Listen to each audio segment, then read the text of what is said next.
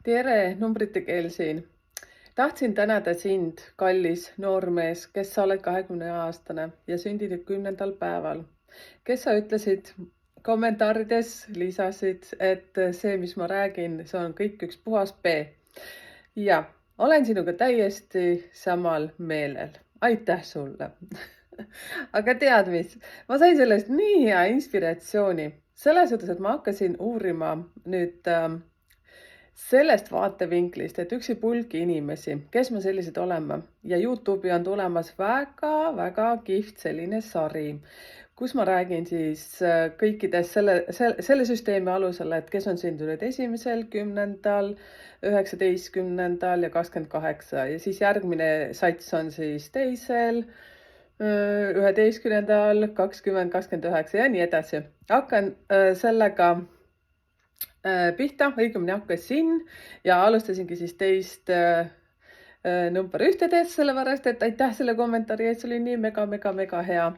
Ja siis kusjuures ma tahan sulle veel ütelda seda, et sa ei peagi üldse kuulama, sellepärast et sa pole valmis selle kuulamiseks, nii et lükka mind üldse ära ja blokeeri ära ja tee mida iganes soovid, sellepärast et usu mind, kui sa saad ka 40-seks ja üle selle natukene, siis sind ka ei pruugi see asi üldse huvitada, sellepärast et ma pean sulle päriselt ütlema, et number 10 ehk siis number 1, mis kokku tuleb, siis nendel inimestel võib olla see eesmine soov, eriti siis, kui sa oled sündinud 19. päeval ja 28, teada, mis asi on see numeroloogia, aga su mõistus ei luba seda vastu võtma, sellepärast, et sul on seda raske teha.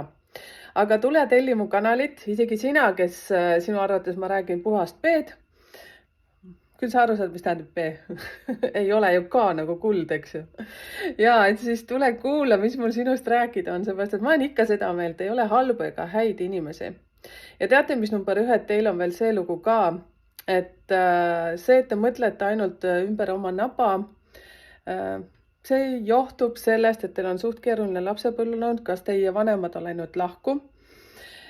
Ja teil on olnud kas endast noorem vend või õde, keda te olete pidanud hoidma.